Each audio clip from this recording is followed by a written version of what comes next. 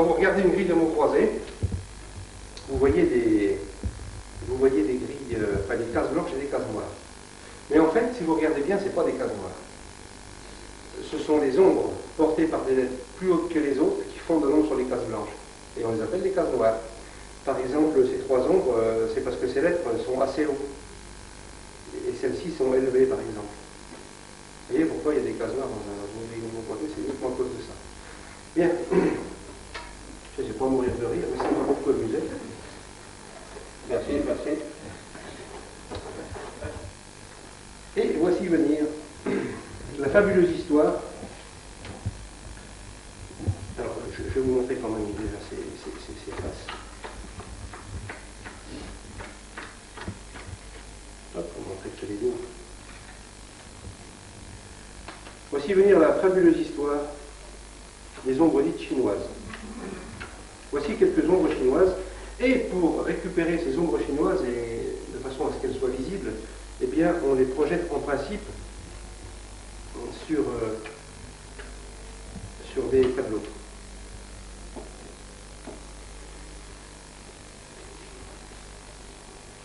Voilà, j'ai 10 ombres chinoises et 10 tableaux pour les recevoir.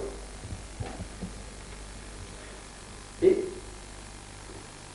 le collectionneur d'ombres chinoises dont il est question avait donc autant de tableaux que d'ombres. C'est un petit peu bizarre, mais c'est à cause des tailles. Donc pas toute la même taille. Et à chaque fois, il changeait de tableau. Alors, je vais vous expliquer le principe. Le principe qu'il utilisait pour ranger et ordonner ses ombres chinoises. Regardez. Je vais bien en même temps. Si je le fais comme ça, c'est visible quand même. Quand l'écart le bistrot. Donc, j'aurais peut-être dû. Juste que ce soit légèrement incliné pour que vous puissiez quand même voir un petit peu ce qui se passe. Je vous explique la formule de classement, déjà, la première formule de classement.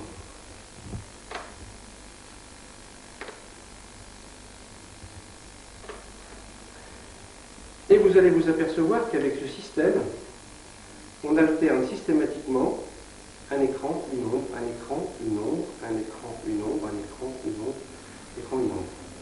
Et qu'ensuite, si je veux redissocier les ombres des écrans, je n'ai qu'à faire ça, et systématiquement, je vais reséparer les ombres et les écrans. Jusque là, ça va?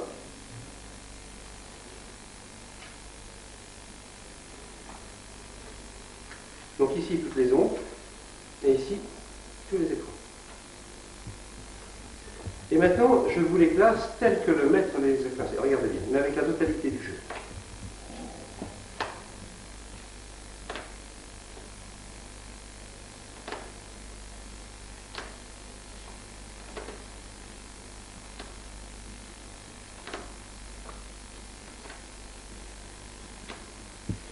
Si bien qu'à ce moment,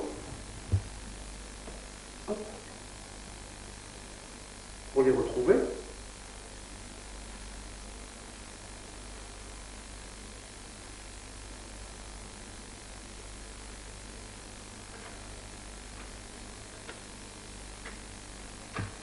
il suffisait de les dissocier.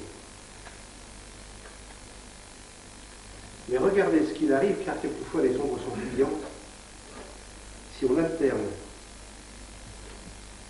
les ombres et les récepteurs,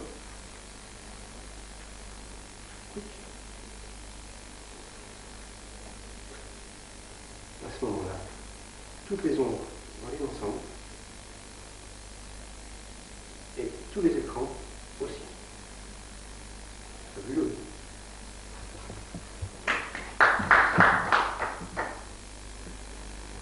Mais, ce n'est pas tout.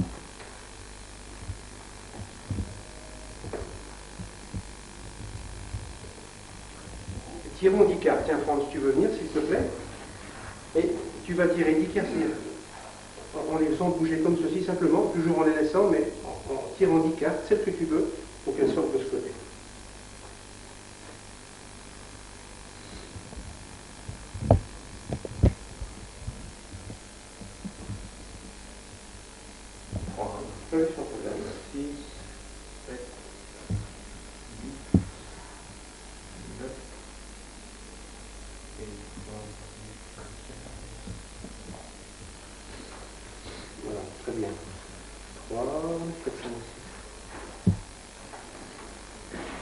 cartes qui ont été tirées par Franck, donc sur lesquelles on peut trouver des écrans et des projections des ondes. 1, 2, 3, 4, 5, 6, 7, 8, 9 et 10.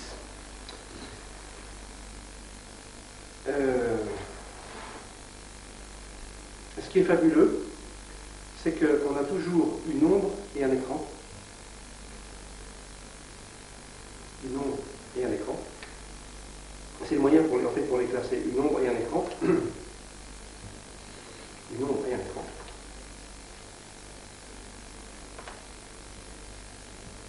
Une ombre et un écran. Une ombre et un écran. Une ombre et un écran. Idem. Idem. C'est le moyen pour les reclasser. Et regardez maintenant une forme encore un tout petit peu plus compliquée. Si je mélange les ombres et les écrans, et si je les retourne,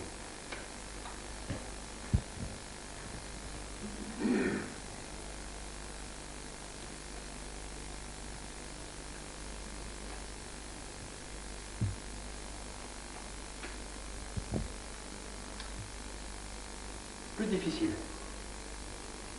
Une dessous, je retourne la suivante. Une dessous, je retourne la suivante. Une dessous, je retourne la suivante. Une dessous, je retourne la suivante. Une dessous, je retourne la suivante. Une dessous, je retourne la suivante. Une dessous, je retourne la suivante. Une dessous, je retourne la suivante.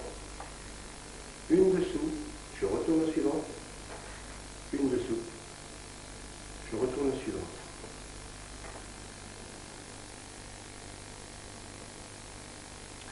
Je mélange ce qu'il me reste.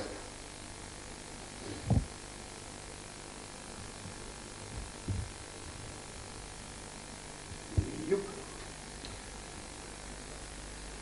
Mais ce système nous permet de retrouver les écrans séparés des ombres. Et malgré les différents mélanges, si je passe une dessous, je retourne la suivante, une dessous, je retourne la suivante, une dessous, je retourne la suivante, une dessous, je retourne la suivante, une dessous, je retourne la suivante, je ne dis plus.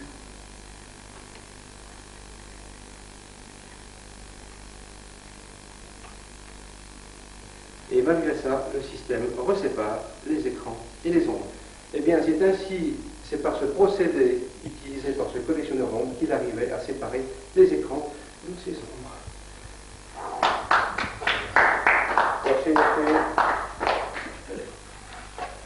L'ombre d'un goutte.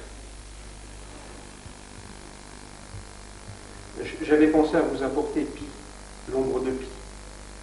L'ombre de Pi, parce que Pi étant un nombre âgé, ça faisait une ombrageuse. Et le croisement d'un nombre avec une ombre, c'était intéressant, mais on est en pleine gestation et l'accouchement n'est pas tout à fait terminé, donc il faudra attendre le mois prochain pour voir le résultat. Merci, à bientôt.